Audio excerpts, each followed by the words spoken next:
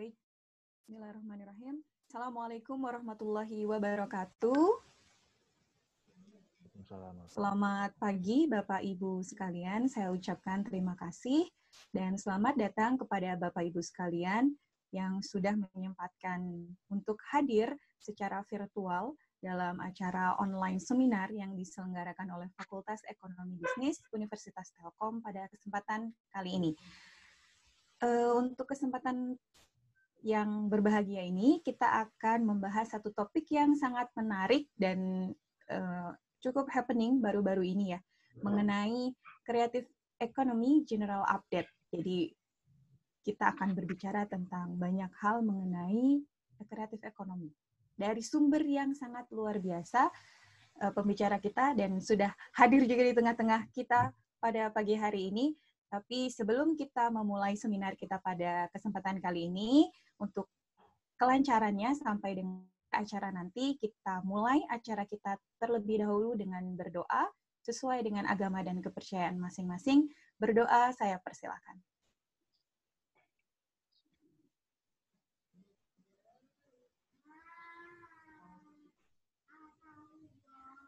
Dapat diakhiri? Baik, sebelumnya perkenalkan saya Eva Nurhazizah. Saya akan memandu acara ini dari awal sampai dengan akhir nanti, kira-kira di pukul 11, insya Allah. Sebelumnya, mohon Bapak Ibu sekalian untuk menegakkan sandaran, karena kita akan bersama-sama terlebih dahulu menyanyikan lagu Indonesia Raya dan Mars Telkom University.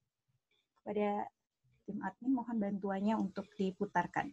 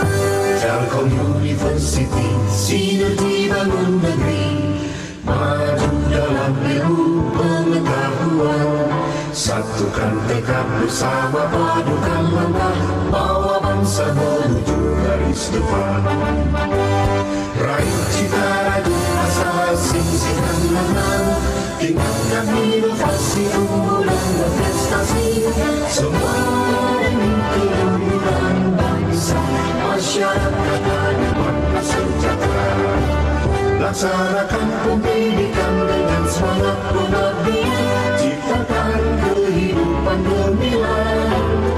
Telkom University, kebanggaan berdiri, maju dengan karya, berperan bagi bangsa, bagi Indonesia, bagi dunia.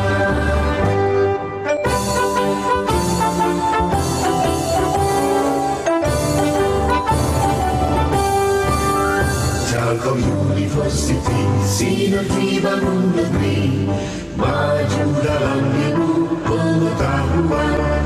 Satukan tekad bersama, padukan langkah, bawa bangsa menuju garis depan.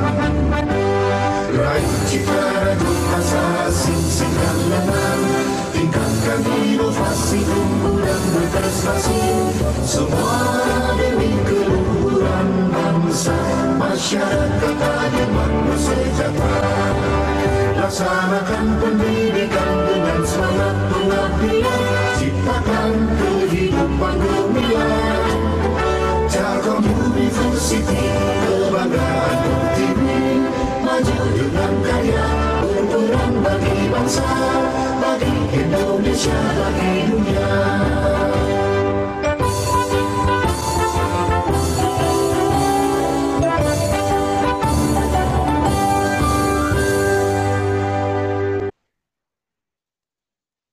Baik, terima kasih.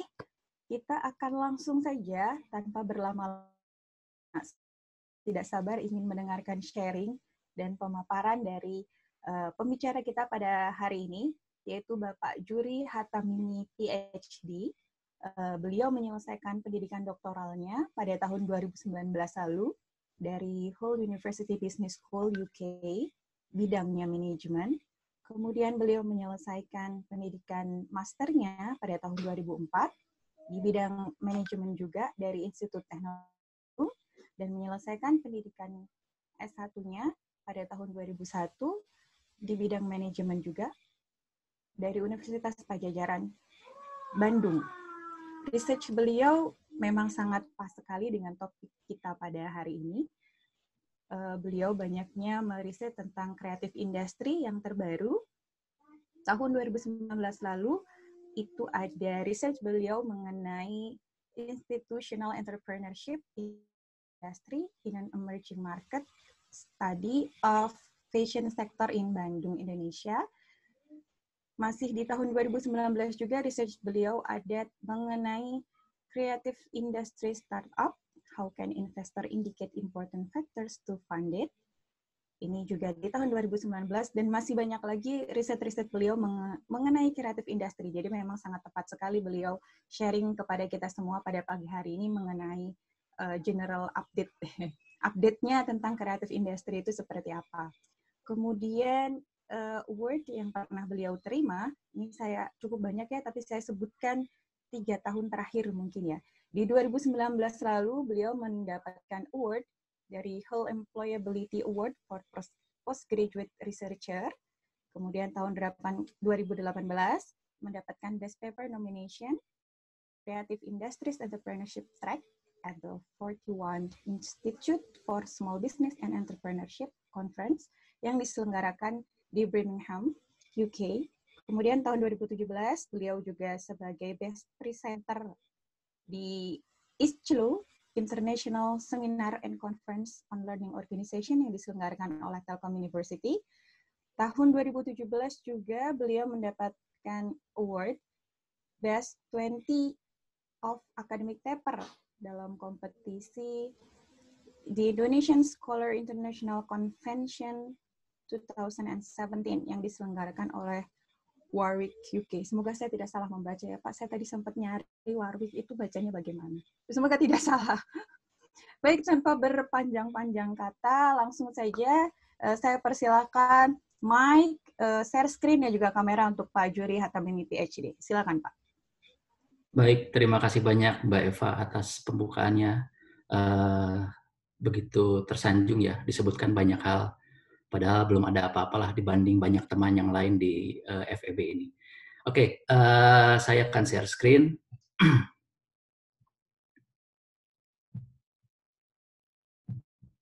Apakah sudah muncul?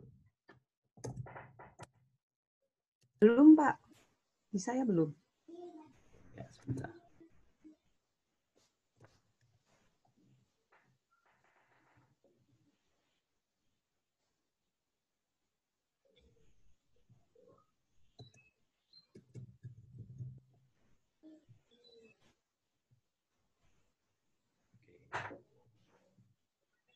Mudah-mudahan sekarang sudah ada.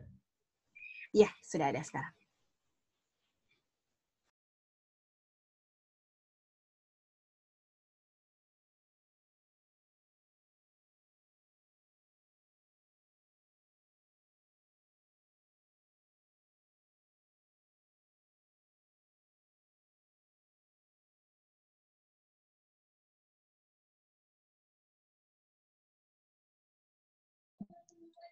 Tes, Bu Eva dengar suara nggak? Iya, kedengaran. Sepertinya Pak Juri yang sedang bermasalah jaringannya. Jaringan ya. Iya. Kita tunggu sebentar ya. Iya. Betul.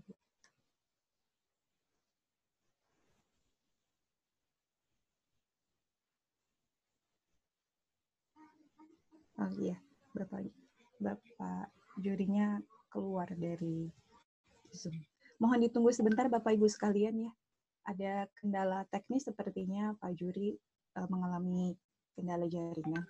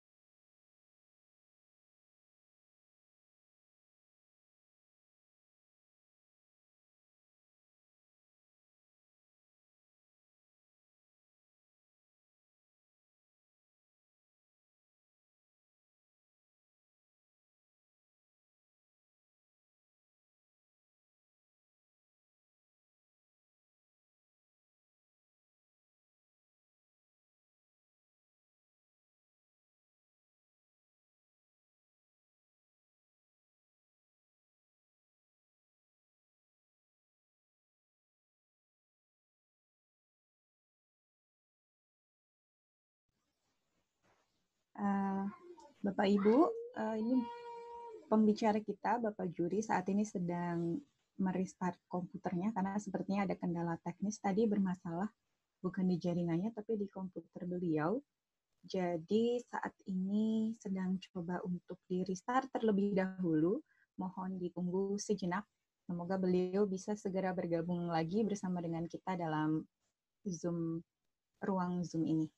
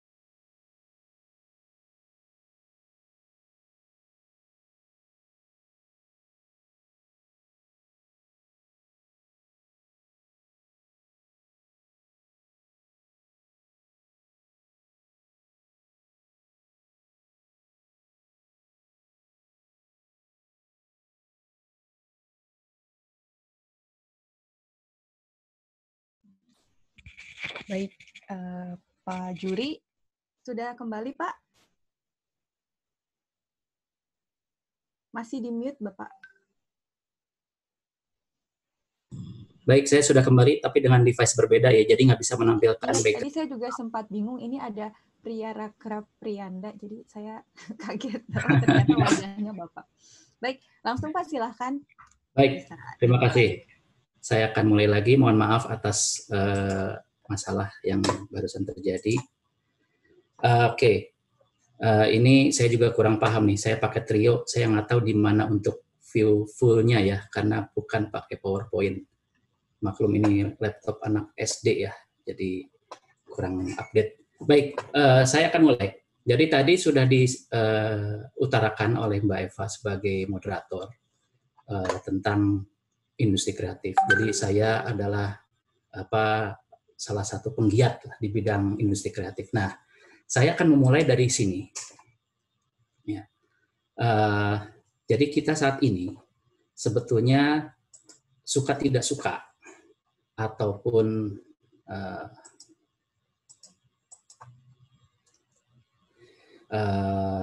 bukan orang yang berada di bidang tersebut, kita harus mengakui bahwa kita sekarang sedang hidup di era ekonomi kreatif. Jadi sejak dulu ada era ekonomi pertanian, era ekonomi industri, kemudian era ekonomi information, ya. Kemudian saat ini adalah kita sedang berada di era kreatif ekonomi, di mana nilai ya yang diciptakan itu sangat tergantung kepada kreativitas. Kreativitas untuk memproduksi produk-produk yang sangat memiliki unsur kebaruan, ya. Nah, produk-produk yang mempengaruhi unsur kebaruan ini dia yang men-trigger ketidakstabilan di pasar, yaitu terjadi yang namanya creative destruction. Salah satu contohnya mungkin yang paling gampang adalah dengan adanya Gojek, ya. Di kreatif ekonomi ini, di era ini, Gojek waktu itu mengguncangkan ekonomi kita ya, dalam artian yang positif, karena tadinya tidak ada, kemudian ada, tadinya yang sifatnya terbelakang, minus, kemudian tidak terprediksi, tidak transparan, dan kemudian menjadi sangat-sangat bisa terprediksi, bisa diidentifikasi, dan sangat aman. Ya, itu creative destruction. Nah,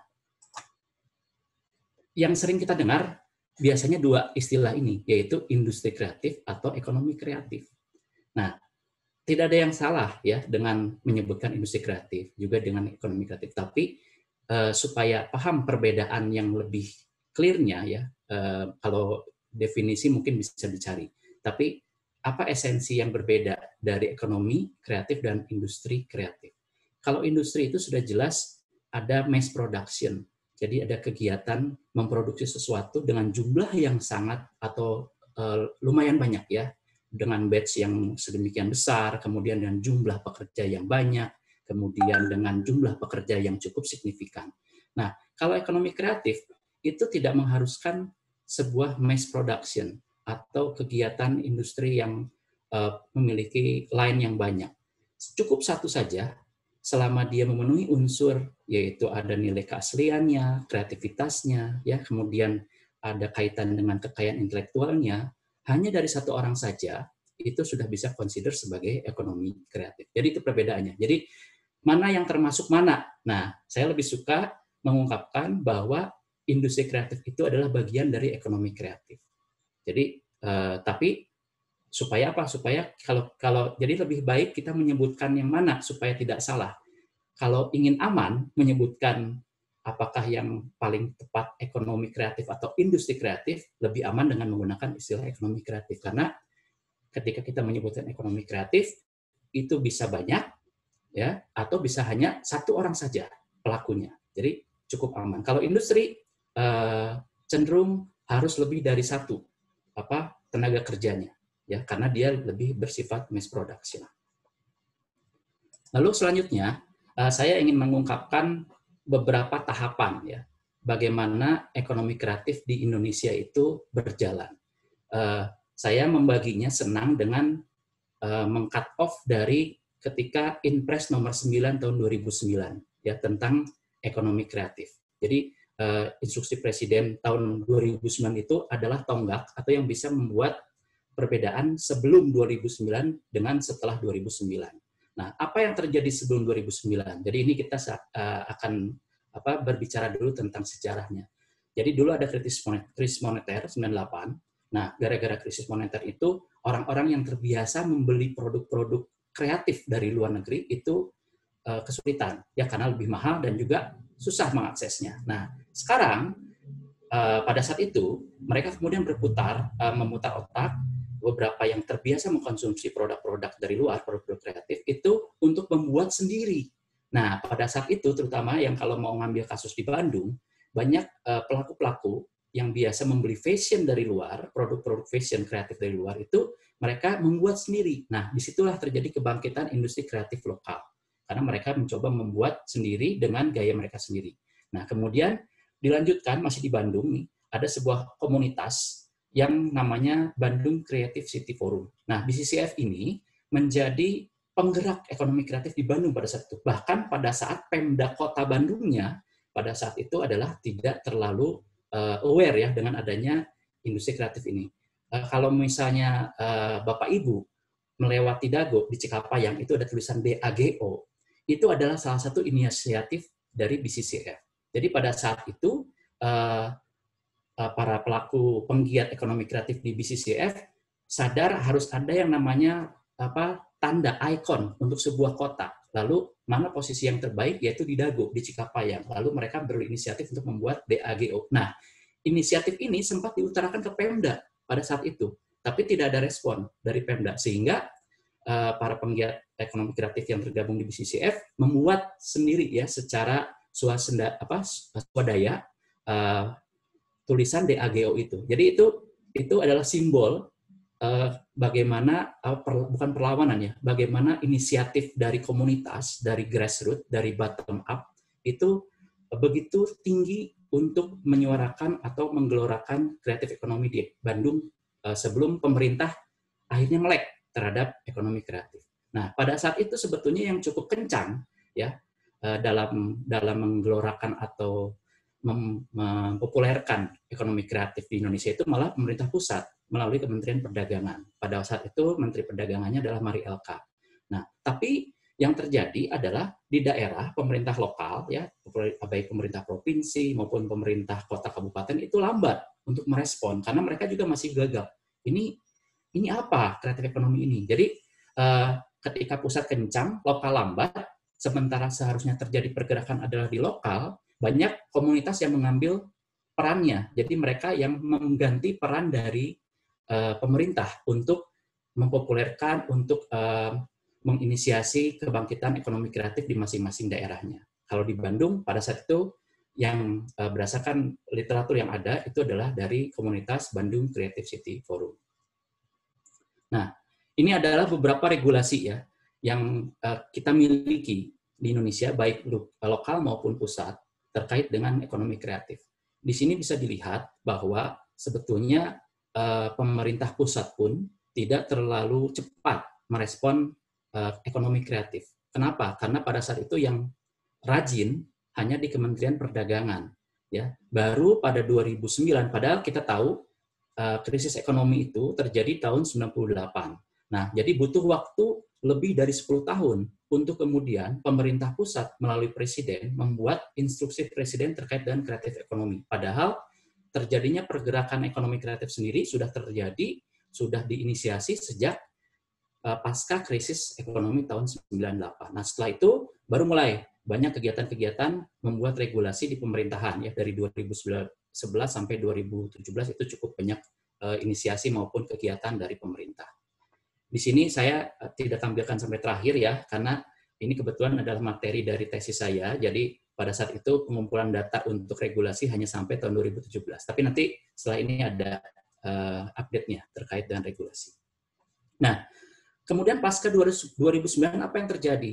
Jadi 2009 itu seiring dengan adanya Inpres, instruksi presiden terkait dengan kreatif ekonomi, lalu muncullah lembaga yang khusus menangani ekonomi kreatif dengan adanya Kementerian Pariwisata Ekonomi Kreatif tahun 2009. Nah, meskipun di 2015 ganti menjadi satu lembaga yang hanya khusus tidak bergabung dengan pariwisata, namanya Bekraf, Badan Ekonomi Kreatif.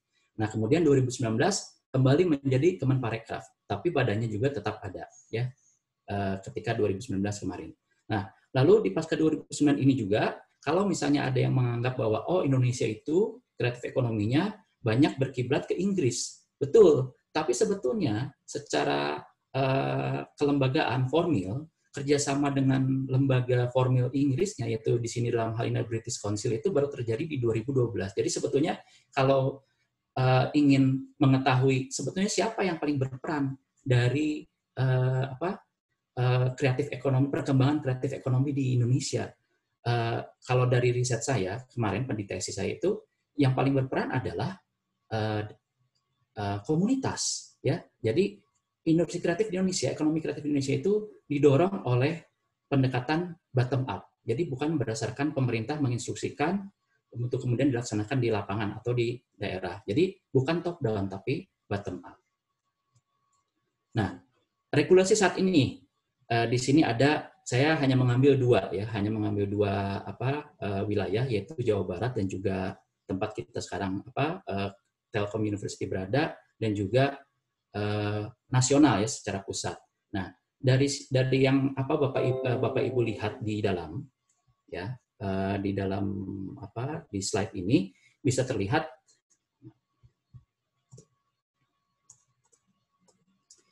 terlihat bahwa ada semacam keterlambatan. Kalau melihat misalnya di pusat ya, di sini ada Peraturan Presiden Nomor 142 Tahun 2018 tentang Rencana Induk Pengembangan. Nah, 2018 ada peraturan tentang Rencana Induk Pengembangan. Tapi ternyata baru tahun 2019 muncul payungnya. Jadi terlihat sekali bahwa dari segi regulasi pun pemerintah menganut paham bottom up dalam membuat regulasi ekonomi kreatif. Karena membuat dulu rencana pengembangannya, baru kemudian membuat undang-undangnya setahun kemudian. Kalau di Jawa Barat, nah kebetulan kita ini sebetulnya beruntung yang berada di Jawa Barat. Jadi karena pemerintahnya cukup aware dengan pentingnya ekonomi kreatif, posisi regulasinya itu cukup kronologikal. Jadi misalnya ada peraturan daerah, Perda itu kan peraturan tertinggi di sebuah wilayah, baik provinsi maupun kota kabupaten. Nah, kalau di Jawa Barat muncul dulu Perdanya tahun 2017 tentang pengembangan ekonomi kreatif. Lalu baru ada peraturan gubernurnya, aturan di bawahnya tentang pelaksanaan si Perda tersebut. Sehingga cukup terlihat bagaimana sebuah pemerintahan memahami apa yang akan diaturnya dari urutan ini. Nah, nanti insya Allah tahun depan itu akan ada Pergub ya tentang rencana induk pengembangan ekonomi kreatif Jawa Barat. Nah, ini kebetulan saya salah satu timnya. Tapi ini belum tahu kapan akan ditandatanganinya. Jadi urutannya terlihat sekali bahwa sebuah aturan itu ditetapkan berdasarkan payungnya, kemudian elemen-elemen di bawahnya. Nah, apa yang terjadi? Bagaimana kondisi saat ini? Kondisi saat ini adalah pertama, pelaku ekonomi kreatif itu yang menjadi motor penggeraknya ternyata adalah komunitas. Ya, kita harus berterima kasih kepada komunitas karena mereka lah yang sebetulnya menggerakkan lebih awal ekonomi kreatif ini. Kemudian dari berbagai literatur, riset yang sudah ada, baik di dalam maupun di luar negeri juga menunjukkan bahwa pelaku ekonomi kreatif ini masih didominasi oleh UMKM. Ya, terkait dengan Indonesia posisi saat ini, bahwa target nilai ekspornya itu saat ini adalah 16,9 miliar dolar dengan nilai tambah sebesar 1.157 triliun dengan nilai tambahan 2020. Nah, ini tapi jumlahnya sudah menurun karena ini ditetapkan bulan Juli 2020. Jadi nilainya sudah menurun dari tahun 2019 karena adanya pandemi COVID-19. Kemudian kalau mau melihat bagaimana share dari ekonomi kreatif terhadap total ekspor, kita bisa melihat bahwa ekspor dari ekonomi kreatif ini cukup signifikan ya, jumlahnya 11,8%. Yang saya highlight lagi kondisi saat ini adalah bahwa masih terjadi sinkronisasi peraturan. Seperti tadi yang sudah diungkapkan di slide sebelumnya, aturan di pusatnya pun masih ada yang tumpang tindih. apalagi antara pusat dan daerah. Makanya sekarang Kemenparekraf rajin sekali turun ke wilayah untuk mensinkronisasi. Jadi aturan-aturan ini masih belum cukup klop ya antara pusat daerah atau dari misalnya provinsi dengan kota kabupaten. Nah, jadi harapannya kalau di Jawa Barat dengan adanya Pergub yang tadi sudah diutarakan di slide sebelumnya, nanti di kota kabupaten tinggal meneruskan apa yang dituliskan di peraturan Gubernur Jawa Barat. Ini target dan capaian ya. Dari sini sebetulnya highlight-nya hanya satu, bahwa pertumbuhan ekonomi kreatif kita itu trennya menaik kemarin sempat ya 2018 ke 2019 sedikit, tapi sebetulnya secara umum trennya menurun. Kedua, penyerapan tenaga kerja dan nilai ekspor itu sebetulnya meningkat meskipun pertumbuhannya menurun. Jadi ini sangat erat kaitannya dengan kondisi kita saat ini. Lalu, nah bagaimana dengan Jawa Barat sendiri? Ya, tempat Telkom University berada. Di Jawa Barat itu pertumbuhan ekonomi kreatif terhadap PDRB adalah sebesar 82,27% sejak tahun 2010 sampai 2016. Kemudian rata-rata pertumbuhannya adalah 5,86 setiap tahun. Nah, ada berapa banyak jumlah unit usaha kreatif di Jawa Barat? Itu terdata ada sampai 1,5 juta unit usaha. Ini adalah jumlah terbesar di Indonesia. Jadi tidak salah jika memang banyak yang menyatakan bahwa Jawa Barat barometer ekonomi kreatif Indonesia, ya, karena memang dari awal mula sejak krisis ekonomi 98 terjadi, itu sudah memulai menginisiasi ekonomi kreatif, dan pada saat ini sampai 2016 datanya menunjukkan memang jumlahnya unit usaha kreatifnya masih banyak, terbanyak ada di Jawa Barat. Kemudian tenaga kerjanya ada berapa? Ada 3,8 juta. Itu data tahun 2016. Selanjutnya, nah terkait dengan pandemi, apa yang terjadi? Terkait dengan pandemi itu yang terjadi adalah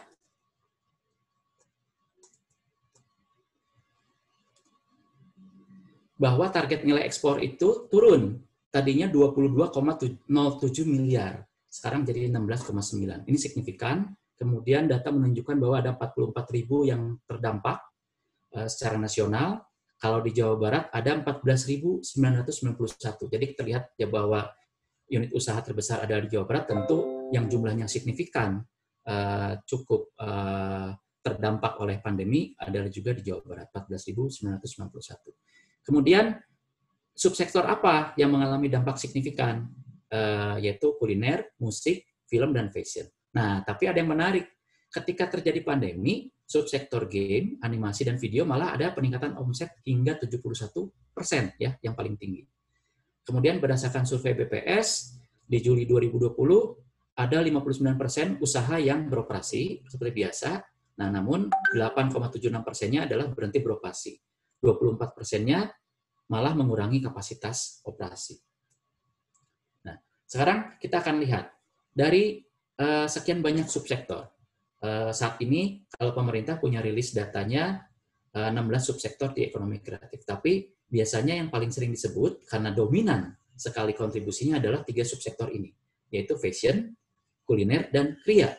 Ya, di 2014 terdata bahwa fashion itu tingkat pertumbuhannya tertinggi dan kontribusinya paling besar terhadap PDB. Di 2015 ekspor fashion masih cukup mendominasi ya dengan 56%. Kedua kria, kemudian kuliner. Memang kuliner jarang yang diekspor, jadi mungkin dengan segala packaging yang sudah sangat canggih saat ini yang dibuat oleh kuliner di Indonesia, harapannya mungkin ekspor bisa lebih tinggi. Karena kenapa? Kebalikannya dengan data ekspor, kontribusi PDB itu malah paling besar adalah kuliner. Jadi kuliner itu berkontribusi terhadap PDB sebesar 41,69%. Sementara fashion itu sebetulnya meskipun ekspornya tinggi, kontribusinya hanya 18,15%. Kemudian di 2016 masih fashion ekspor tertinggi. Kemudian dari sisi jumlah unit usaha, nah ini lagi-lagi ya, ini ada relevansinya dengan kontribusi PDB, jumlah unit usaha terbesar itu adalah di kuliner, baru kemudian fashion, lalu kria. Selanjutnya, nah ini saya ingin menunjukkan tentang subsektor ya. Jadi subsektor ekonomi kreatif. Kalau mengaca kepada Inggris, karena Indonesia itu sebetulnya cukup banyak berkiblat ke Inggris dalam pengembangan ekonomi kreatif.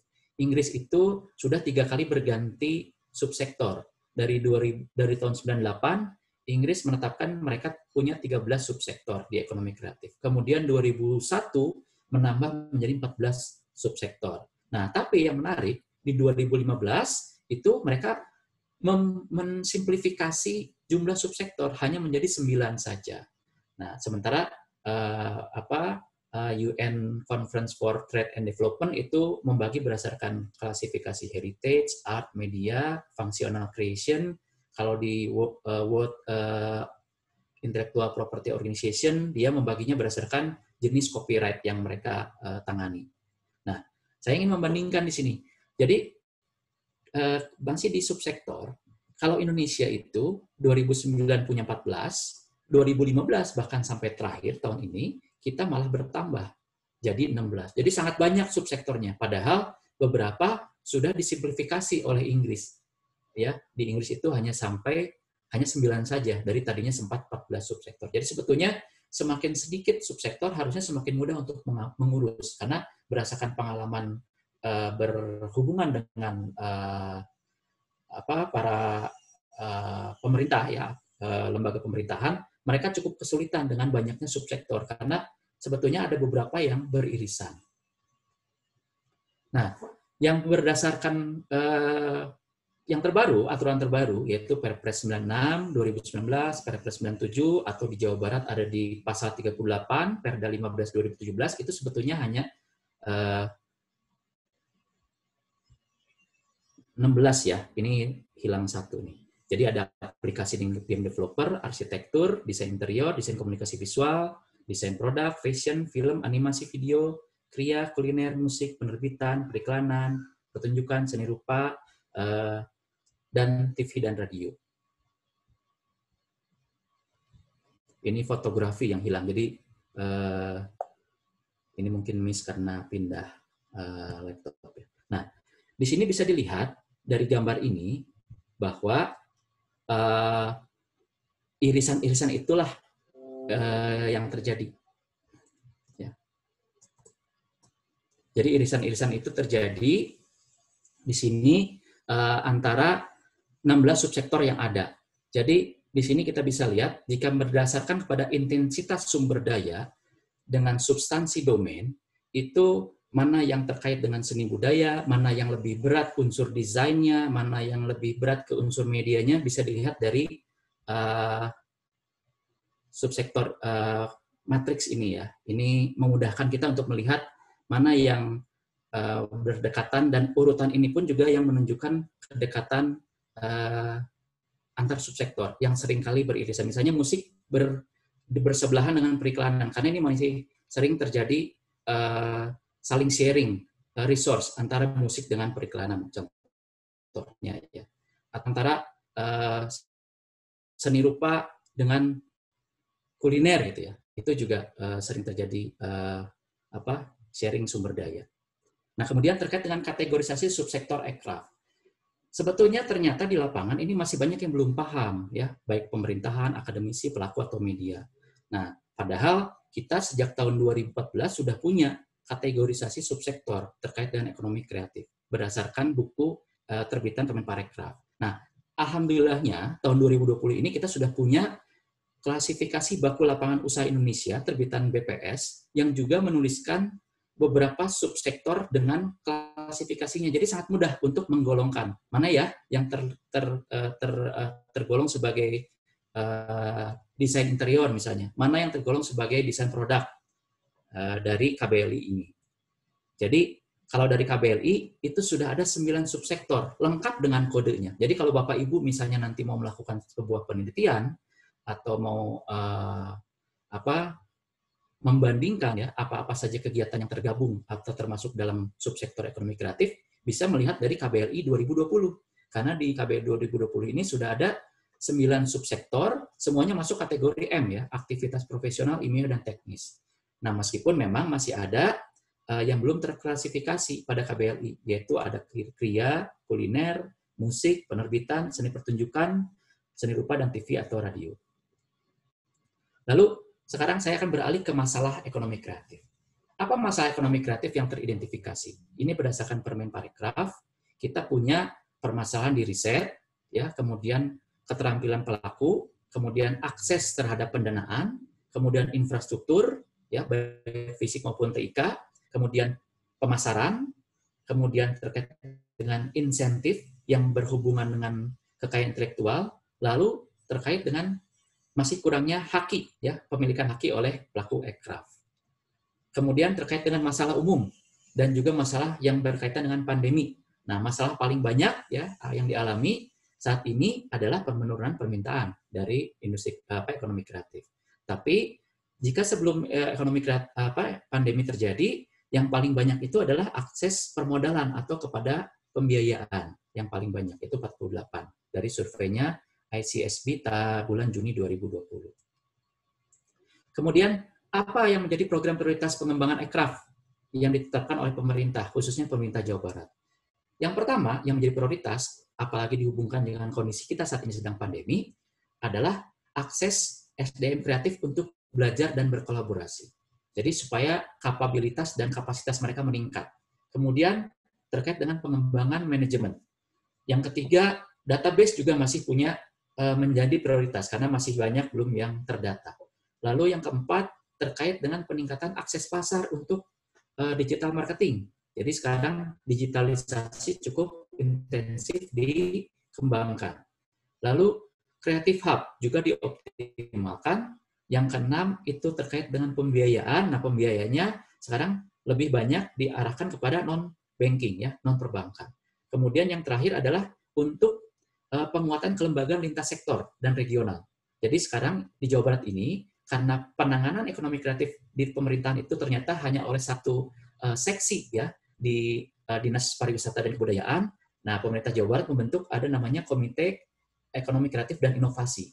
Nah, komite ini berkolaborasi dengan seksi di Disparbu tersebut untuk bekerjasama mengembangkan ekonomi kreatif di Jawa Barat.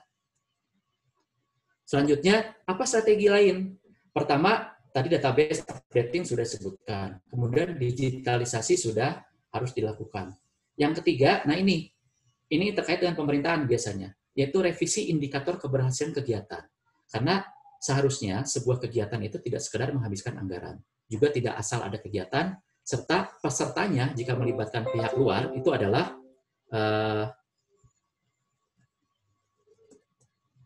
pihak luar itu tidak nepotisme, ya.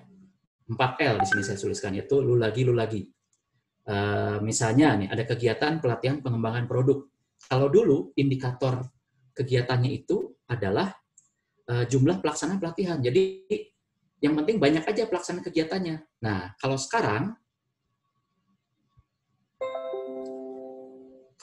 itu adalah harus persentase. Berapa jumlah peserta per total jumlah usaha kreatif. Jadi ketahuan sudah menghasilkan sudah menggapai banyak peserta atau tidak. Ada tolak ukurnya untuk mengindikasikan sebuah kegiatan itu berjalan sukses atau tidak. Selanjutnya, ada beberapa insight nih. Nah, beberapa waktu ke belakang ini, kami dan tim melakukan FGD, ya, secara online. Jadi, ada beberapa yang kami temukan. Pertama misalnya, subsektor DKV itu ternyata ditemukan terlalu luas. Harusnya namanya cukup desain grafis saja. Kenapa? Karena DKV itu melingkupi juga, ada periklanan, ya, ada dan yang lainnya, ya. Nah, pada periklanan itu menjadi satu subsektor sendiri di ekonomi kreatif. Kemudian fashion misalnya.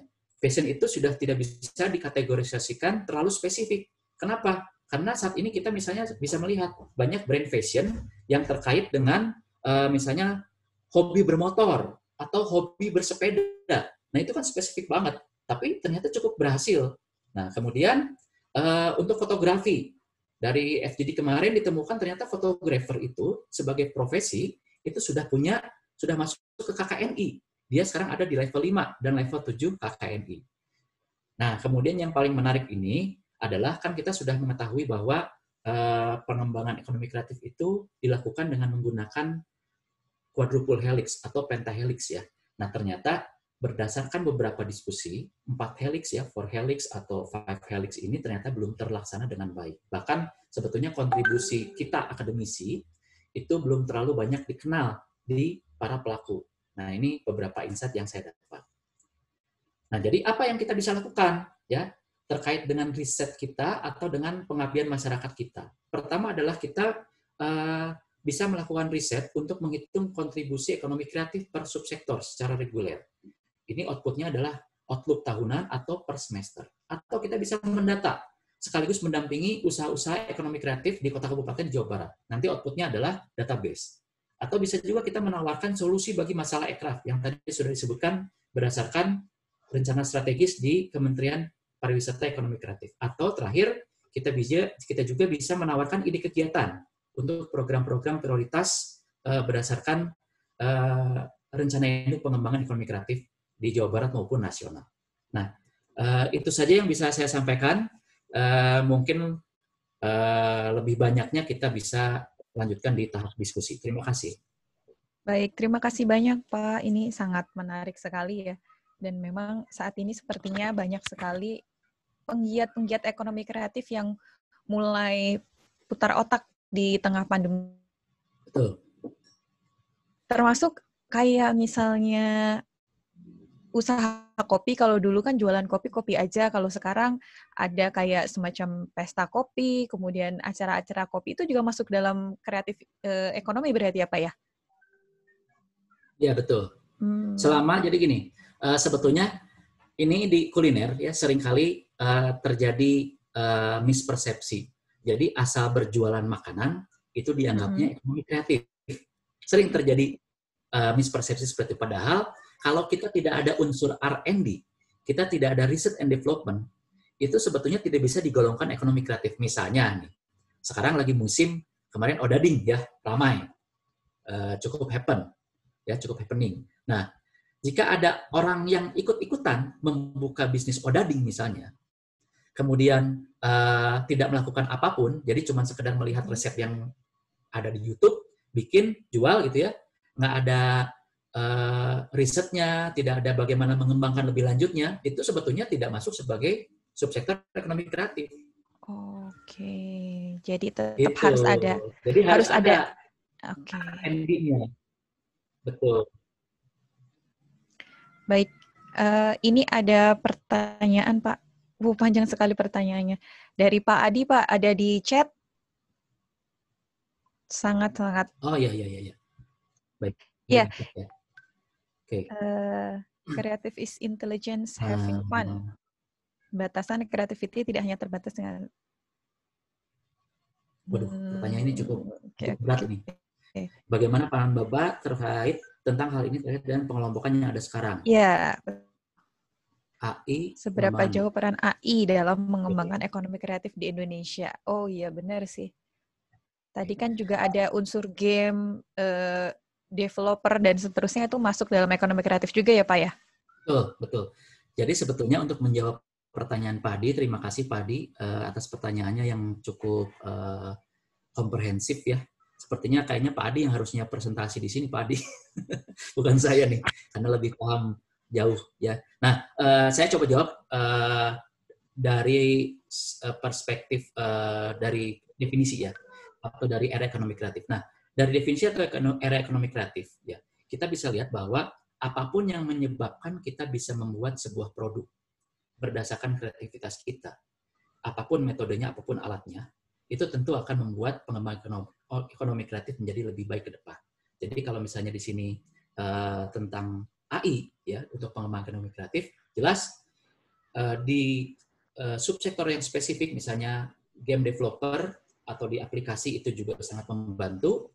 Tapi juga itu jika diterapkan ke semua subsektor yang lain, ya, baik di musik maupun di kuliner bahkan gitu ya, atau di pertunjukan dan sebagainya, itu pun juga bisa menjadi alat bantu yang enrich si subsektor tersebut.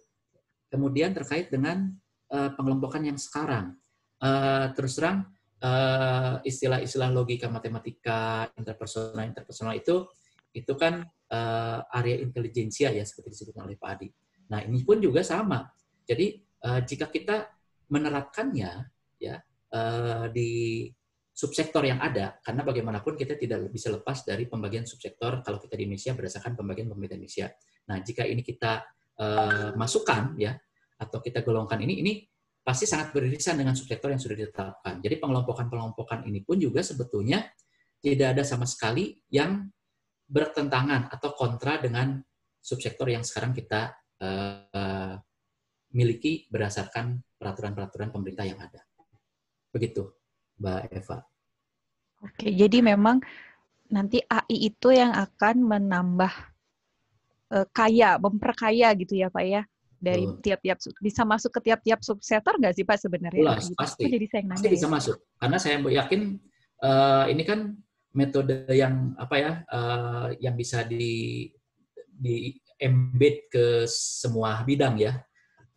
Dan kayaknya saat ini juga sudah banyak contohnya di luar terutama. Nah, jadi bukan tidak mungkin dan bahkan sangat-sangat harusnya terjadi gitu ya, di semua subsektor AI bisa ikut membantu pengembangan masing-masingnya. Oke, baik seperti itu. Oh ya itu, terima kasih Pak atas jawabannya. Ini ada lagi pertanyaannya Pak dari Ibu Irena Larasati. Beliau ingin menanyakan mengenai pendapat Bapak terkait dengan pengaruh komunitas pada pertumbuhan usaha di sektor ini, maksudnya kreatif, pada Muslim fashion, Pak. Oke, baik. Baik, Mbak Irena Larasati, terima kasih atas pertanyaannya. Nah, ini mungkin related dengan tesis saya ya, karena kebetulan tesis saya itu kemarin mengambil studi kasusnya kepada industri fashion di Bandung. Nah, salah satunya adalah juga mewawancarai pelaku ekonomi kreatif yang bergerak di bidang busana muslim. Nah, komunitas dengan busana muslim itu tidak bisa dipisahkan. Karena dari beberapa wawancara yang saya lakukan, mereka itu bisa tumbuh.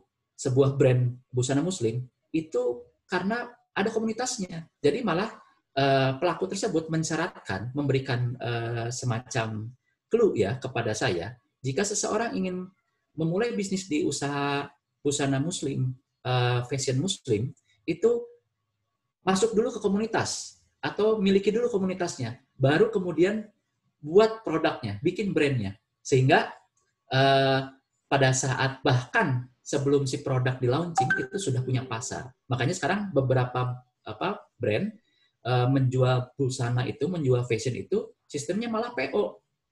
Jadi kayak kue.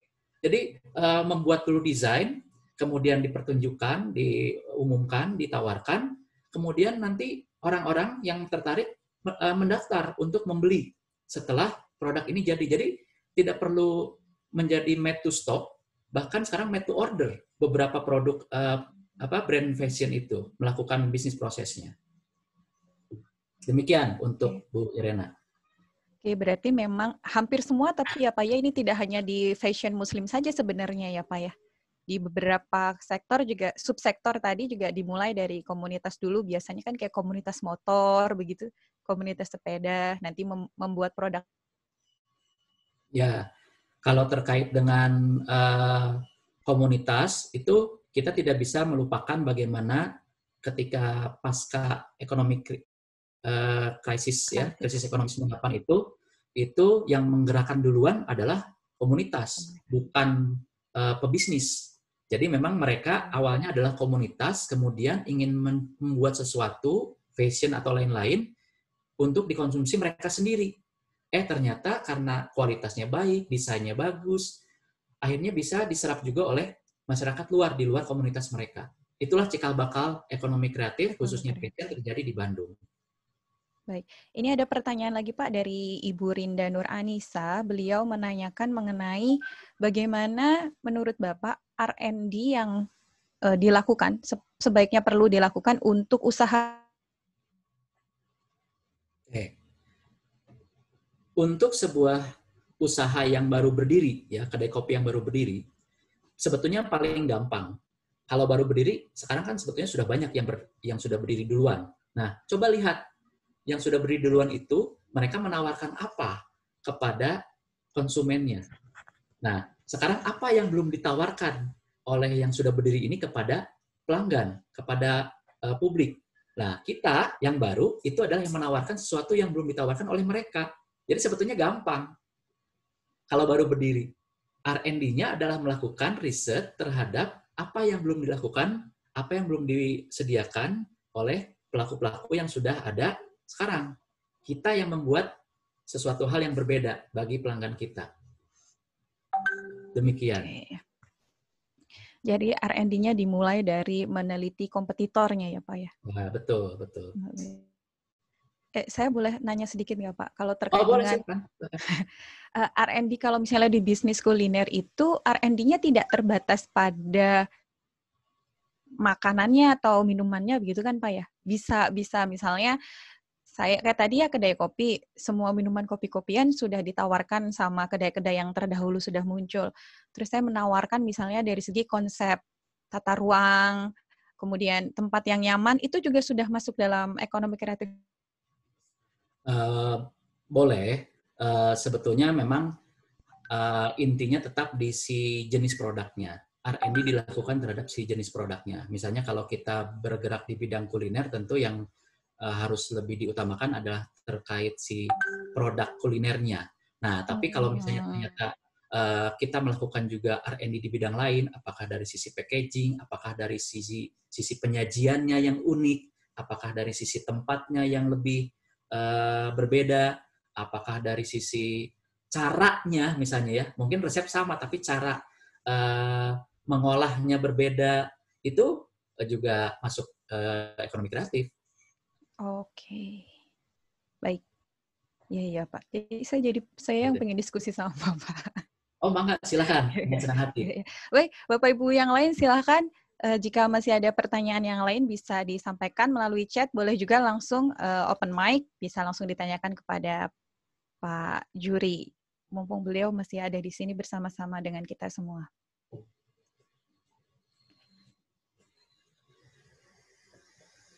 Saya boleh tanya lagi Pak ya? Kan Boleh, katanya silakan. ada salah satu permasalahan di UMKM itu adalah masalah banyaknya yang mereka itu tidak tahu. Kayak misalnya di daerah, ya mereka punya industri rumahan begitu, memproduksi barang sepatu atau mungkin tas dan lain-lain. Tapi ya udah aja begitu nanti dijual. Tapi dijualnya ya hanya diambil oleh tengkulak misalnya atau apa, nanti mereka semua. Karena itu memang juga menjadi concern dalam penelitian ekonomi kreatif atau enggak sih Pak? Terkait dengan apa namanya supply chain-nya itu loh. Jadi kayak ya udah masyarakat tuh tetap aja begitu-begitu saja padahal mereka sebenarnya punya kemampuan yang baik dalam membuat produk yang kreatif gitu. Ya.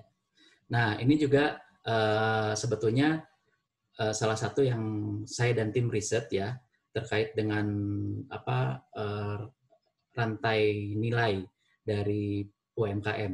Nah, memang saat ini sedang dibuat dalam bentuk digital ya, karena kita kan kebetulan ada semacam hambatan. Kita tidak bisa offline, kita hanya bisa online. Nah, tapi dengan adanya hambatan ini ternyata membuat beberapa teman-teman di Penggiat itu berusaha sedemikian rupa menciptakan sebuah format digital untuk memastikan bahwa yang tadinya diambil oleh rantai nilai yang dalam tanda petik tidak baik, ya, apakah itu tengkulak atau lain sebagainya, sehingga nilai yang didapat oleh si pengrajin, si UMKM-nya itu tidak mencukupi atau tidak sesuai, ini bisa kita putus dengan digital. Nah, mungkin yang paling sederhana itu sebetulnya kita bisa lihat dari aplikasi Gojek atau Grab ya. Kalau di kuliner, itu kan sebetulnya membuat limitless ya. Kita tuh bisa menjual kepada siapapun, asal dia suka barang kita. Demikian juga pembeli bisa langsung mencari mana yang sesuai dengan kebutuhan kita. Ya. Jadi ini yang sedang dibuat terkait dengan rantai nilai ekonomi kreatif, khususnya dengan para pelaku UMKM yang sifatnya di daerah, yang remote. Jadi bagaimana caranya yang remote ini kan tidak bisa terakses oleh apps-apps yang happening kayak kita di kota besar. Nah, ini nanti akan dihubungkan juga dengan format digital seperti itu, sehingga tidak terjadi lagi mereka hanya mendapatkan misalnya harusnya ada profit 50%, hanya dapatnya 20%. Padahal balik lagi udah hanya modal saja jatuhnya ke mereka. Nah, itu diharapkan tidak terjadi lagi nanti. Oke, berarti memang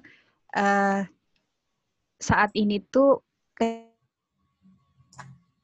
muncul dan memang masih dalam proses untuk menyelesaikan permasalahan kasus-kasus terkait value chain tadi berarti ya Pak ya? Betul, betul.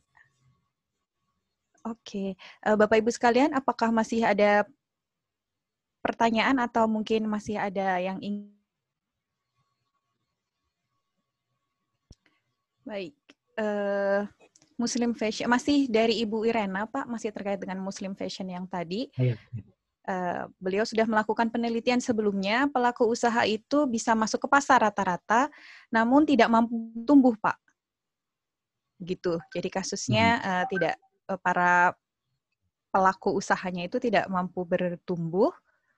Kemudian pertanyaannya adalah, apakah komunitas mendorong kemampuan pelaku usaha untuk bertumbuh, menumbuhkan usahanya? Oke, kalau yang saya amati ya dari beberapa pelaku Muslim khususnya, busana Muslim. Jadi mereka itu tidak puas dengan hanya satu komunitas saja. Jadi mereka hari demi hari secara kontinu terus meluaskan jaringan komunitasnya. Jadi misalnya kalau tadinya kita hanya sebatas membuat komunitas, misalnya karena saya alumni SMA X misalnya, saya duluan untuk mengambil komunitas dari alumni SMA tersebut. Nah, tapi seiring berjalannya waktu, kita harus bisa meluaskan jaringan kita ke komunitas yang lain. Misalnya di SMP kita dulu, atau di SD kita dulu, atau di lingkungan kelurahan kita. Jadi terus terjadi penguatan jaringan atau penambahan jaringan baru untuk komunitas kita, sehingga kita tidak akan merasa bahwa kita tidak ada pertumbuhan sama sekali, padahal kita sudah punya komunitas. Mungkin saat ini komunitasnya terbatas atau hanya yang itu saja. Nah, saya amati beberapa pelaku itu dia bahkan ekspansi ke kota lain, komunitas di kota lain, atau bahkan ada yang mencoba menggapai komunitas di negara lain, ya. Itu caranya. Jadi jangan puas dengan hanya komunitas yang ada saat ini, tapi jangkauan komunitasnya harus terus ditingkatkan ke daerah lain, ke segmen yang lain, kemudian ke kota lain atau bahkan negara lain. Mungkin boleh sedikit menambahkan, mungkin Pak Juri. Oh ya, Bu Mia, silakan. Jadi kebetulan saya kemarin waktu disertasi mengenai fashion Muslim ya. Jadi untuk perkembangan fashion Muslim di Jawa Barat nih khususnya, jadi ternyata kebanyakan orang-orang di Jawa Barat ini dia tidak tergabung misalnya dalam di dinas UMKM tidak terdaftar, atau kayak di dinas perindustrian juga tidak terdaftar. Jadi mungkin masih kurang link-linknya gitu ke sana. Padahal sebenarnya kalau di dinas-dinas itu ada ya kayak pelatihan gitu kan, terus ada dibimbing langsung UMKM tersebut untuk bisa berkembang gitu. Dan juga kebanyakan komunitas-komunitas kita ini sebenarnya banyak komunitas fashion Muslim. Cuman kayak sekarang kan trennya lagi fashion Muslim yang olahraga gitu kan, yang sport, yang kayak bikin fashion Muslim tapi bikinnya jaket atau bikin vest gitu. Jadi dia mengembangkan nilai kreasi yang lain. Jadi nggak cuman fashion Muslim yang jadul gitu istilahnya. Jadi berkembang baik dari motifnya, dari modelnya itu sekarang tuh udah lebih berkembang karena pengguna fashion Muslim tuh khususnya di Jawa Barat ini sudah sangat berkembang sekali gitu dibandingkan dengan sebelum-sebelumnya gitu. Mungkin bisa dibantu sedikit Bu Irena, jadi diajak aja UMKM-nya tersebut untuk ikutan, kayak di Dinas UMKM Jawa Barat tuh ada namanya ABCGM ya, akademisi, governance, community gitu kan, dan juga masyarakat ya, media gitu. Itu di situ bisa berdiskusi, bisa banyak sekali gitu event-event. Kalau dulu ya sebelum pandemik ya, yang diselenggarakan oleh pemerintah sendiri untuk membantu para pengusaha fashion Muslim ini untuk lebih berkembang gitu, dan mendapatkan banyak ini juga influence, maksudnya nggak hanya yang gitu aja gitu, yang jadul-jadulnya, tapi lebih kebaruan apa yang bisa mereka dapatkan. Jadi modelnya pun mengikuti perkembangan gitu, jadi bisa bersaing juga dengan para desainer atau para pengusaha-pengusaha yang lain. Mungkin ditambahkan sedikit. Terima kasih. Terima kasih banyak Bu Mia. Bu Mia. Mungkin kalau sekarang ABCGM-nya juga banyak event-eventnya atau kegiatan-kegiatannya. Iya kan, ABCGM kan pentahelix ya. Jadi kalau sekarang tuh kan kita semuanya modelnya kolaborasi gitu. Jadi nggak hanya satu sisi aja, tapi berkolaborasi antar berbagai pihak tadi gitu kan, akademisinya ada, governance-nya ada, pemerintah gitu kan, komunitasnya ada, medianya ada gitu. Jadi bisa berkolaborasi tentunya. Jadi memang saat sekarang ini kondisinya udah tahun 2020, 2021 mendatang ini kita memang kekuatan di kolaborasi. Jadi semakin banyak kita punya networking yang baik, semakin kita memudahkan untuk berbisnis juga. Jadi semakin mudah punya linknya gitu. Jadi usahakan untuk selalu bisa open mind, dan inilah gitu biar bisa berkembang lagi bisnisnya. Baik, terima kasih Bu Mia. Baik, Bapak Ibu, ada Bu Mia juga ternyata yang memang juga concern di industri kreatif.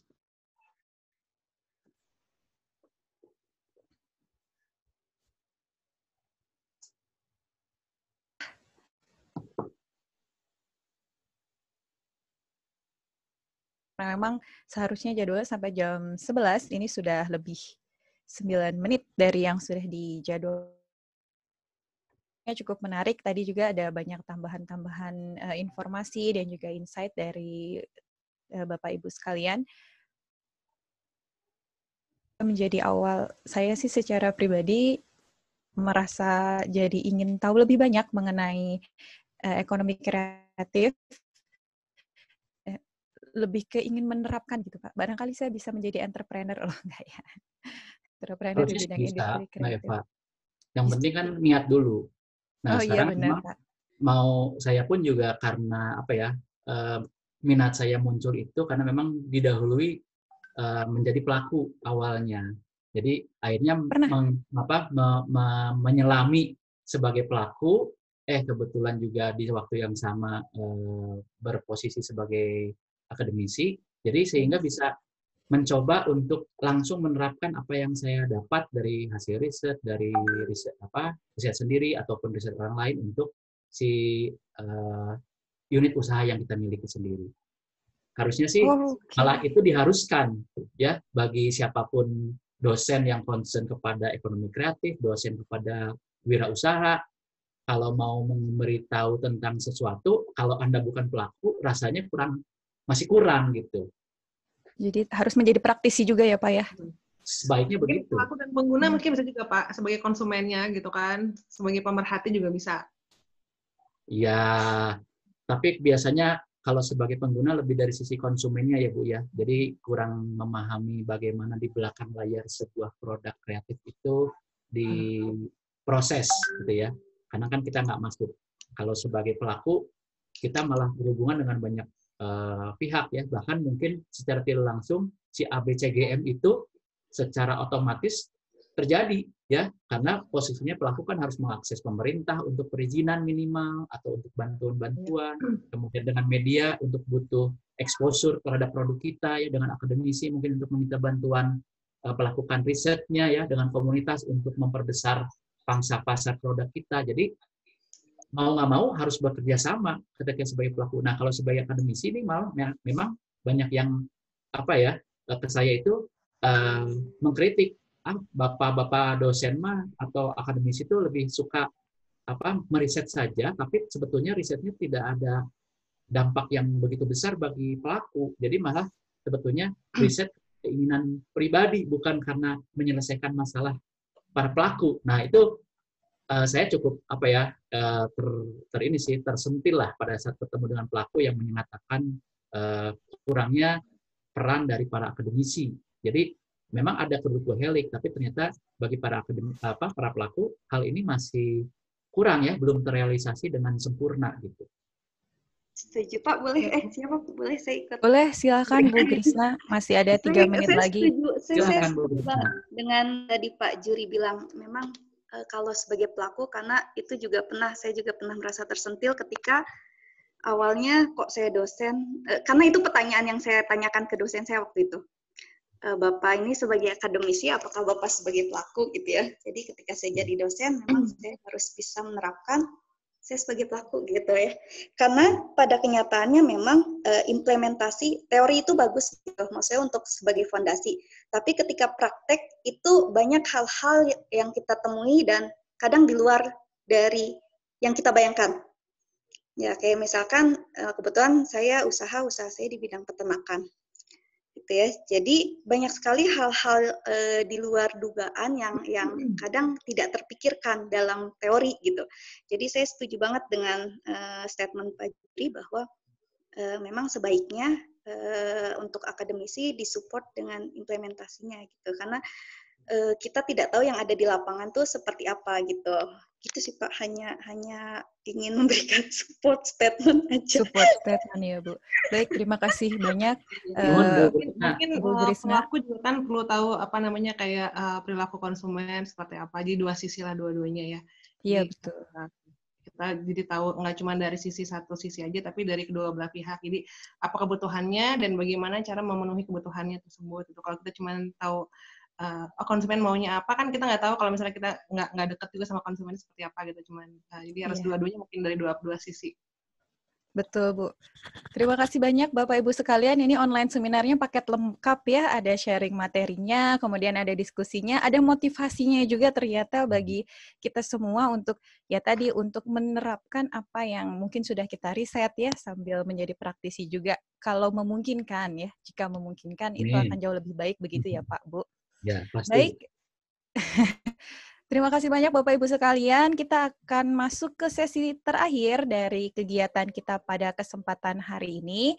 Mohon berkenan untuk membuka kameranya karena kita akan melakukan sesi foto bersama terlebih dahulu sebelum saya akhiri kegiatan online seminar kali ini. Baik, yang akan membantu untuk mengambil fotonya Pak Haris atau mungkin Mas Indra ya? Pak Haris ya? Saya ya, Mbak Eva. Oh iya, baik. Mohon bantuannya Pak Haris untuk mengambil foto. Ya, baik. Ini ada 6 slide. Kami dari panitia izin untuk mendokumentasikan acara ini. Baik, dari slide pertama, 1, 2, 3. Ya, untuk berikutnya 1, 2, 3.